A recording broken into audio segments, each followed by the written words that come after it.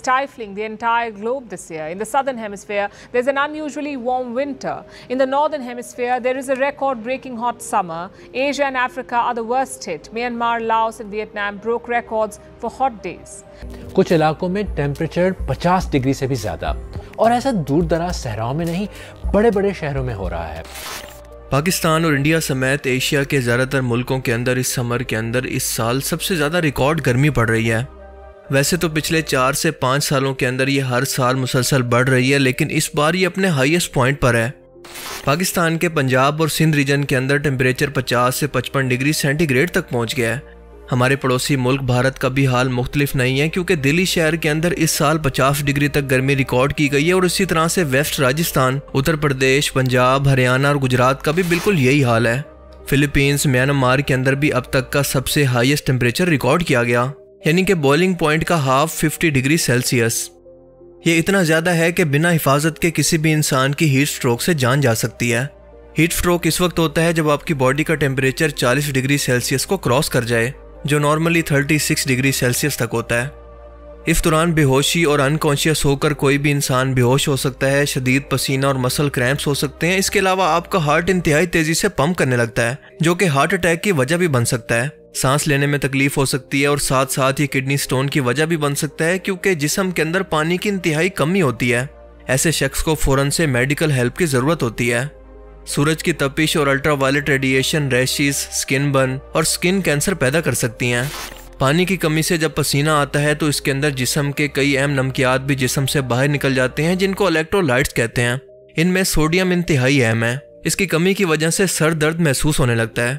इसीलिए पसीने के बाद सिर्फ सादा पानी की बजाय सिकंजबीन, लस्सी, गन्ने का जूस, कुदरती फ्रूट्स का शरबत या सत्तू वगैरह जैसी कुदरती चीज़ों का इस्तेमाल करें। लिक्विड्स का इस्तेमाल ज़्यादा से ज़्यादा करें। पीक हीट के टाइम के अंदर बाहर बिल्कुल मत निकलें। अगर मजबूरी हो तो खुद को कवर करें, और अगर अचानक से आपका दिमाग अनकॉन्शियस होने लगे तो मेडिकल हेल्प को ज़रूर हासिल करें। इस कदर शदीद गर्मी के अंदर भी दिहाड़ीदार मजदूरों, पुलिस और बॉर्डर पर मौजूद फौजियों की हिम्मत को सलाम है। हीट वेव का ये सिलसिला सिर्फ एशिया तक ही महदूद नहीं है, बल्कि इसके असरात पूरी दुनिया के अंदर महसूस किए जा रहे हैं। पिछले साल यानी 2023 के अंदर साइंटिस्ट के मुताबिक ये 2000 सालों का गर्म तरीन साल था, और इस साल तो उससे भी ज़्यादा गर्मी है। इस साल ख़ास तौर पर एशिया और अफ्रीका इसका सबसे ज़्यादा शिकार हैं। ये कोई अचानक अमल नहीं है, बल्कि इसके पीछे बहुत सारी वजूहात हैं, और इंसान खुद आज इन हालात का जिम्मेदार है। हमेशा से ठंडे रहने वाले इलाके, मिसाल के तौर पर कश्मीर के अंदर भी इस साल नॉर्मल से तकरीबन 7 से 8 डिग्री टेम्परेचर ज़्यादा है, जिसका मतलब है कि आखिर कुछ तो गलत हो रहा है, और वो है ग्लोबल वार्मिंग। 18वीं सदी में इंडस्ट्रियल रेवोल्यूशन के बाद जब फैक्ट्रीज ने इंसानों की जगह ले ली तो इनकी प्रोडक्शन तो बढ़ गई, लेकिन इन्वायरमेंट जहरीला होना शुरू हो गया। ये फैक्ट्रीज कोयले, तेल और नेचुरल गैस पर चलती हैं, जिसकी वजह से एनर्जी पैदा करती हैं और ग्रीन हाउस गैसेस के लिए रिस्पॉन्सिबल हैं। इन ग्रीन हाउस गैसेस के अंदर कार्बन डाइऑक्साइड, नाइट्रस ऑक्साइड और मीथेन शामिल हैं, जो कि ज़मीन के एनवायरनमेंट पर जाकर एक तह सी बना देती हैं, जिसकी वजह से ज़मीन की हीट या फिर एनवायरनमेंट की हीट ज़मीन से बाहर नहीं निकल पाती और वहीं पर कैद होकर रह जाती है, जिसकी वजह से एक तंदूर जैसा एनवायरनमेंट बन जाता है। 18वीं सदी में ज़मीन के एनवायरनमेंट के अंदर कार्बन डाइऑक्साइड की मिकदार 280 पार्ट्स पर मिलियन थी, जो कि आज बढ़कर 2023 के अंदर 420 पार्ट्स पर मिलियन हो चुकी है। और इन्हीं ग्रीन हाउस गैसेस की वजह से ज़मीन का टेम्परेचर मुसलसल बढ़ता जा रहा है।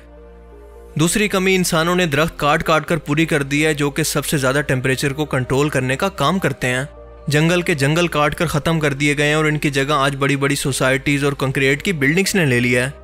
ये कंक्रीट दिन के अंदर तो हीट को एब्जॉर्व करता है, लेकिन रात में इसे बाहर निकालता है। इन बिल्डिंग्स के ऊपर से ठंडी हवा तो गुजर जाती है, लेकिन इनके नीचे मौजूद गर्म हवा वहीं पर कैद होकर रह जाती है। इसीलिए ज़्यादा सब्जे की जगह और शहर की कंक्रीट्स की बिल्डिंग के इलाके के अंदर 5 से 7 डिग्री का फ़र्क वाज़े तौर पर देखा जा सकता है। साथ साथ एयर कंडीशनर का इस्तेमाल, जिसका आउटर हीट को एनवायरनमेंट के अंदर फेंकता है, और ज़रूरत से ज़्यादा गाड़ियों का इस्तेमाल, जो कि गैसेस और धुआं हवा के अंदर रिलीज़ करती हैं। ये सब फैक्टर्स मिलकर हीट को हर साल दुनिया के अंदर मज़ीद बढ़ा रहे हैं, और हमारी ये दुनिया मुसलसल तबाही की तरफ जा रही है। हर साल ग्लेशियर्स पिघलकर समंदरों की सतह के अंदर इजाफा कर रहे हैं, जिसकी वजह से सैलाब बढ़ते जा रहे हैं और बारिशों का साइकिल डिस्टर्ब हो गया है।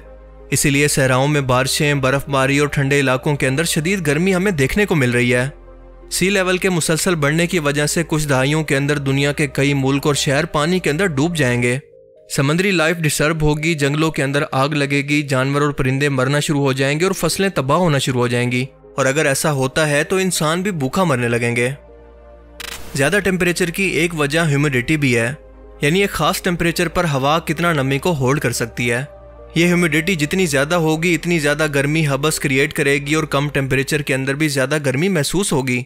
जैसा कि आप वेदर अपडेट्स के अंदर फील्स लाइक का ऑप्शन देखते हैं, जो कि रियल टेम्परेचर से अलग दिखाया जाता है, और इसकी वजह ह्यूमिडिटी ही होती है। सी लेवल के पास रहने वाले इलाकों के अंदर ये ह्यूमिडिटी ज़्यादा होती है और ज़्यादा गर्म टेम्परेचर पर यह ह्यूमिडिटी इतना ही ज़्यादा बढ़ जाती है। इसीलिए टेम्परेचर को हीट इंडेक्स पर नापा जाता है और असल टेम्परेचर ज़्यादातर फील्स लाइक ही हुआ करता है, जो कि हर इलाके की ह्यूमिडिटी पर डिपेंड करता है। पिछले 10 सालों से दुनिया के कई ममालिक ग्लोबल वार्मिंग और इन्वायरमेंटल चेंजेस पर तकरीरें, सेमिनार तो कर रहे हैं, लेकिन प्रैक्टिकली इस मकसद के लिए अब तक कुछ नहीं किया गया। ना तो इंडस्ट्रीज को पावर के लिए नेचुरल सोर्सेज यानी सोलर, विंड या वाटर पावर प्लांट पर शिफ्ट किया गया। हमारे मुल्क पाकिस्तान के अंदर तो आज भी इंडिपेंडेंट पावर प्लांट कोल और तेल को जलाकर बिजली पैदा कर रहे हैं। ना तो दुनिया भर के अंदर पब्लिक ट्रांसपोर्ट को इनकरेज किया गया और ना अर्बनाइजेशन यानी दरख्तों को काट कर घर और गैर ज़रूरी इमारतों को बनाने पर कोई पाबंदी लगाई गई। दरख्तों की कमी को पूरा करना तो दूर की बात, जो दरख्त मौजूद थे इन्हें भी काट काट कर ख़त्म कर दिया गया है। लोगों को इस मुतल्लिक अवेयरनेस तक नहीं दी गई कि मुस्तकबिल के अंदर ये हमारे लिए कितना बड़ा ख़तरा बन सकता है। लिहाजा इन्वायरमेंट आज हमें वही कुछ डिलीवर कर रहा है जो कि हमने इसे दिया। हमने नेचर से फल, फ्रूट, लकड़ी, आग सब कुछ हासिल किया, लेकिन बदले के अंदर इसे दिया कुछ नहीं। वेस्ट की ऊंची ऊंची बिल्डिंग्स और रोड का जाल तरक्की की अलामत नहीं है, बल्कि इसकी जगह गार्डन और कुदरती इन्वायरमेंट जिसके अंदर दरख्त और सब्जा मौजूद हो, जो एयर कंडीशनर की ज़रूरत को ख़त्म कर दे, पब्लिक ट्रांसपोर्ट और साइकिल को इनकरेज किया जाए। आज हमें ज़रूरत इस बात की है कि बिल्डिंग्स के अंदर भी कुदरती वेंटिलेशन और सब्जे को बढ़ाया जाए, जैसा कि सिंगापुर के अंदर किया जा रहा है। वेस्ट के अंदर ये बिल्डिंग्स इसलिए कामयाब हैं क्योंकि वहाँ पर टेम्परेचर हमारे मुल्कों से इंतहाई कम होता है, लेकिन ये मॉडल हमारे मुल्कों के लिए बिल्कुल भी कामयाब नहीं है। आज हमें अपने लोगों को दरख्त लगाने के लिए शऊर देने और मोटिवेट करने की ज़रूरत है। इनको समझाना है कि इस ज़मीन ने हमें कुदरती तौर पर ये सब कुछ दिया है।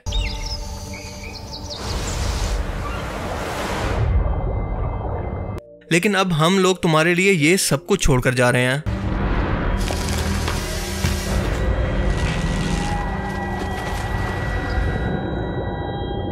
और अगर तुम लोगों ने भी आगे कुछ ना किया तो सिर्फ और सिर्फ दुनिया के इंसानों के लिए तबाही है। बाकी आप इस बारे में क्या सोचते हैं, अपनी कीमती राय का इज़हार कमेंट सेक्शन में ज़रूर करें। Thanks for watching this video. अल्लाह हाफिज़। बहुत ज़्यादा भयंकर गर्मी है इस टाइम। पाँव जल जाते हैं, दिहाड़ीदार बंदे हैं, हम मजदूर बंदे हैं। तो ये मई के महीने चल रहे हैं और गर्मी तो ऐसे लग रहा है जैसे जून जुलाई है।